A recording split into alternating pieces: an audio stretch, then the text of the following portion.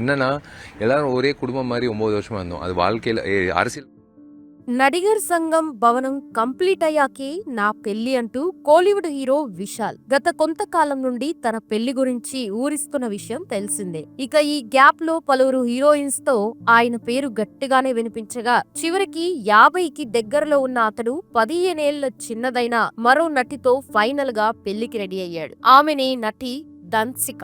ఇటీవలే ఈ జంటకి ఎంగేజ్మెంట్ కాగా ఇప్పుడు వీళ్ళు పెళ్లి పేరుతో పెద్ద మాస్టర్ ప్లాన్ వేశారని, వీళ్ళు మామూలోళ్ళు కాదని ఒక టాక్ అయితే నడుస్తోంది. మరి వీళ్ళు చేసిన ఆ ప్లాన్ ఏంటి? విశాల్ అనారోగ్యంతో ఉన్నా కూడా అందుకే పెళ్లి చేసుకుంటున్నారా? దన్సిక ఇదివరకే ఒక హీరోతో పెళ్లి పీటల వరకు వెళ్ళిందా? అసలు ఆమె బ్యాక్గ్రౌండ్ ఏంటి అనే విషయాలు ఈ వీడియోలో తెలుసుకుందాం. కోలీవుడ్ స్టార్ హీరో విశాల్ గురించి అందరికీ తెలిసిందే. నిత్యం ఏదో ఒక విషయంతో హాట్ టాపిక్ గా మారే ఇతడు ఆ మధ్య బాగా నీరసంగా వణుకుతూ సరిగ్గా మైక్ కూడా పట్టుకోలేని సిచ్యువేషన్ లో కనిపించి అందరికీ షాక్ ఇచ్చాడు. ఆ తర్వాత కొన్ని రోజులకి తన పెళ్లి గురించి అనౌన్స్ చేసి అందరినీ మరింత ఆశ్చర్యపరిచాడు. గతంలో చెన్నైలో జరిగిన యోగిదాస్ సినిమా ఈవెంట్ లో విశాల్ దన్సిక పాల్గొనగా ఆ వేదిక మీద ఈ జంట తమ పెళ్లి గురించి అనౌన్స్ చేసి పెద్ద సర్ప్రైజ్ చేశారు. పైగా దన్సిక వయసు 35 ఏళ్లు కాగా 50కి దగ్గరలో ఉన్న విశాల్ ఇంత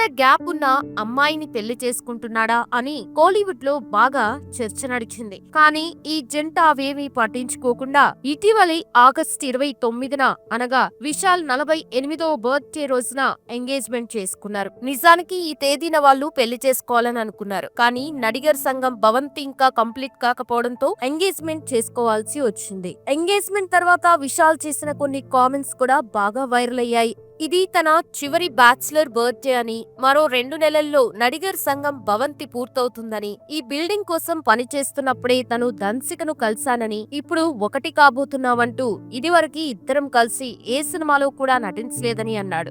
బిల్డింగ్ ఓపెనింగ్ అయిన మరుసటి రోజే తమ పెళ్లి జరుగుతుందని, తన బ్యాచిలర్ లైఫ్ ముగియబోతుందని అన్నాడు. అలాగే తను చాలా మారాలి అని, రొమాంటిక్ సినిమాలు చేయననుకునేరు చేస్తాను కానీ ముద్దు సన్నివేశాల్లో చేయనని అన్నాడు. అయితే నడిగర్ సంఘం భవంతి నిర్మాణం స్టార్ట్ చేసి 9 ఏళ్లు కాగా మరో 2 నెలల్లో పూర్తి కానుందని తెలుస్తోంది. ఇక దన్సిక విషయానికి వస్తే సాయి దన్సిక అసలు పేరు వచ్చేసి మరీనా మైథిలి. ఈమె 1989 నవంబర్ 24న తంజావూరులో మధ్యతరగతి క్రిస్టియన్ కుటుంబంలో జన్మించింది. తండ్రి పేరు కులందే సామి అరుల్ నందు, తల్లి పేరు దేవిక.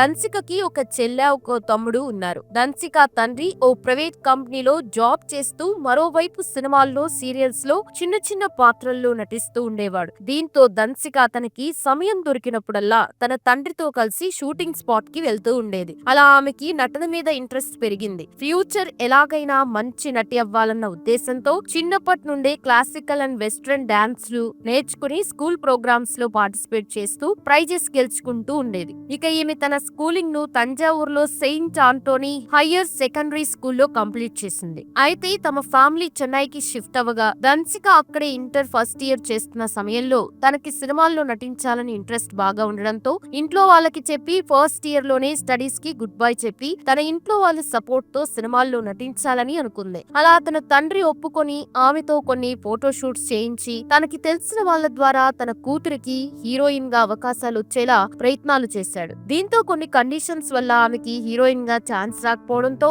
ముందుగా చిన్న చిన్న పాత్రల్లో నటించడం మొదలుపెట్టింది. అయినా కూడా ఆమెకి తను చేసిన సినిమాల ద్వారా పెద్దగా గుర్తింపు రాలేదు. అయితే ఈమె క్రిస్టియన్ కావడంతో ఈమె పేరు మరీనా అని ఉండడంతో కొంతమంది క్రిస్టియన్ గా ఉంటే తమిళంలో ఛాన్సులు రావని పేరు మారిస్తే సెట్ అవుతుందని చెప్పగా అప్పుడు ఆమె మరీనాగా ఉన్న తన పేరుని మైథిలిగా మార్చుకుంది. దీంతో తెలుగు ఇండస్ట్రీలో కూడా ప్రయత్నించగా పగలే వెన్నెల అనే సినిమాలో హీరోయిన్ గా అవకాశం వచ్చింది. కానీ ఈ మూవీ ఫ్లాప్ అవడంతో తెలుగులో ఈమెకి మళ్ళీ ఎలాంటి ఛాన్సులు రాలేదు. అయితే మైథిలి అనే పేరు కూడా కలిసి రాకపోవడంతో దన్సికగా మార్చుకుని తమిళ ఇండస్ట్రీలో అవకాశాల కోసం ట్రై చేసింది. అలా తమిళంలో ఆమెకి కొంతవరకు గుర్తింపు వచ్చింది. ఆ తర్వాత ఆది పినిశెట్టితో అరవన్ అనే మూవీలో చేయగా ఈ మూవీ ద్వారా కూడా ఆమెకి మంచి గుర్తింపు రావడంతో అప్పటి నుంచి నటిగా బిజీగా మారింది. అయితే ఈ మూవీ షూటింగ్ సమయంలో దన్సిక ఆది పినిశెట్టి మధ్య లవ్ నడుస్తుందని టాక్ వచ్చినప్పటికీ వీరిద్దరూ దీని గురించి స్పందించలేదు. ఆ తర్వాత ఊరు అనే మూవీ చేసేటప్పుడు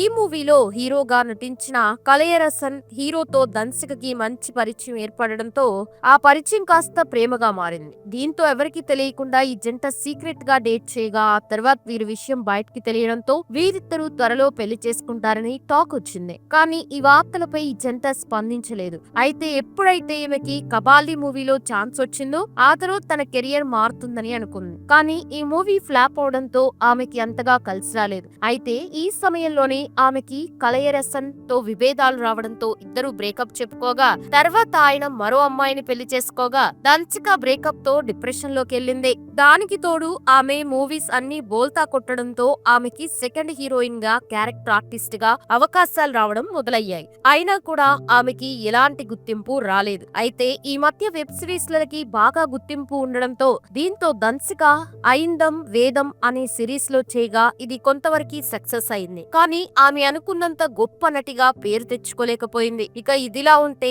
నటిగర సంఘం ఎలక్షన్ సమయంలో దన్సిక విశాల్ ని కలవగా ఆ సమయంలో వీరి మధ్య పరిచయం ఏర్పడింది. కానీ అప్పటికే విశాల్ వరలక్ష్మి శరత్ కుమార్ తో లవ్ లో ఉన్నాడని, పెళ్లి చేసుకోవడానికి సిద్ధంగా ఉన్నారని, ఎంగేజ్మెంట్ కూడా జరిగిపోయిందని కోలీవుడ్ లో టాక్ అయితే వినిపించింది. కానీ ఆ తర్వాత వరలక్ష్మి శరత్ కుమార్ మరో నటుడితో ప్రేమలో ఉందని తెలియడంతో తట్టుకోలేక విశాల్ ఆమెకి బ్రేకప్ చెప్పాడు. కొన్ని రోజులకి అర్జున్ రెడ్డి మూవీలో నటించిన అనీషా రెడ్డితో విశాల్ ప్రేమలో పడి ఇరు కుటుంబాలని పెళ్లికి ఒప్పించి గ్రాండ్ గా ఎంగేజ్మెంట్ చేసుకున్నారు. ఇక ఏం జరిగిందో ఏమో తెలియదు కానీ పెళ్లి ముహూర్తం దగ్గర పడుతున్న సమయంలో ఇద్దరు తమ ఎంగేజ్మెంట్ ని క్యాన్సిల్ చేసుకున్నారు. ఇక ఈ ఇష్యూ తర్వాత విశాల్ నటి అభినయను పెళ్లి చేసుకోబోతున్నాడని బాగా గాసిప్స్ రాగా ఆ తర్వాత అభినయ మరొకరిని పెళ్లి చేసుకోవడంతో గాసిప్స్ కి ఫుల్ స్టాప్ పడింది. ఇక ఈ సమయంలోనే విశాల్ పెళ్లి గురించి చాలా రకాల వార్తలు వచ్చాయి. 48 ఏళ్లైనా కూడా పెళ్లి చేసుకోకుండా లేదా పెళ్లి చేసుకుంటాడా లేదా అనే ప్రశ్నలు రాగా అప్పుడే ఆయనకి అనారోగ్య సమస్య రావడంతో ఈ సమస్యల వల్ల ఆయన పెళ్లి చేసుకోవడం లేదని వార్తలొచ్చాయి. ఆ మధ్య ఒక ఈవెంట్ లో స్టేజ్ మీదకి వచ్చినప్పుడు మైక్ కూడా సరిగ్గా పట్టుకోలేక వణుకుతూ కనిపించడంతో అందరూ ఒక్కసారిగా షాక్ అయ్యారు. ఆ తర్వాత హాస్పిటల్లో ట్రీట్మెంట్ ఇప్పించుకోగా మళ్లీ మామూలు స్థితికి వచ్చారు. ఇక దన్సికతో కాంటాక్ట్ లోనే ఉండగా అలా వీరి మధ్య ప్రేమ పుట్టగా డేట్ చేయడం మొదలు పెట్టారు. అయితే విశాల్ తన వయసు 50కి దగ్గరలో ఉండడంతో ఇంకా ఆలస్యం చేస్తే కరెక్ట్ కాదని దన్సికను పెళ్లి చేసుకోవాలని తమ ఇరు కుటుంబాలకి ఈ విషయం చెప్పగా వాళ్ళు వెంటనే ఒప్పేసుకున్నారు. దీంతో వీరిద్దరూ తమ ప్రేమ విషయాన్ని యోగిదాస్ సినిమా ఈవెంట్ లో అందరికీ చెప్పి ఆశ్చర్యపరిచారు. నిజానికి విశాల్ నడిగర్ సంఘం భవనం కంప్లీట్ అయ్యే వరకు పెళ్లి చేసుకోనని 9 ఏళ్ల కిందట మాటివ్వగా ఇక ఆ భవనం తన బర్త్డే రోజైన ఆగస్టు 29న ఓపెన్ అవుతుందని, ఆ రోజు తమ పెళ్లి జరుగుతుందని ఆ మూవీ ఈవెంట్ లో అన్నారు. కానీ భవనం పూర్తవడానికి ఇంకా 2 నెలల సమయం ఉండడంతో ఈ గ్యాప్ లో కుటుంబ సభ్యులు కనీసం ఎంగేజ్మెంట్ అయినా చేసుకోమని ఫోర్స్ చేయడంతో అదే రోజున తమ ఎంగేజ్మెంట్ జరుపుకొని తమ ఫోటోల్ని సోషల్ మీడియాలో షేర్ చేసుకున్నారు. అలా వారి ఎంగేజ్మెంట్ ఫోటోస్ వైరల్ అవ్వగా ఈ వయసులో ఇంకా పెళ్లెందుకు అంటూ కొందరు కామెంట్స్ అయితే చేస్తున్నారు. మరికొందరు మొత్తానికి పెళ్లి చేసుకుంటున్నాం అంటూ కంగ్రాట్స్ చెప్తున్నారు. చూశారు కదా ఫ్రెండ్స్, మరి ఈ జంట గురించి మీ అభిప్రాయం ఏంటనేది కామెంట్స్ రూపంలో చెప్పండి. అలాగే మరిన్ని ఇంట్రెస్టింగ్ వీడియోస్ కోసం మన ఛానల్ ని సబ్స్క్రైబ్ చేసుకోండి. Thanks for watching.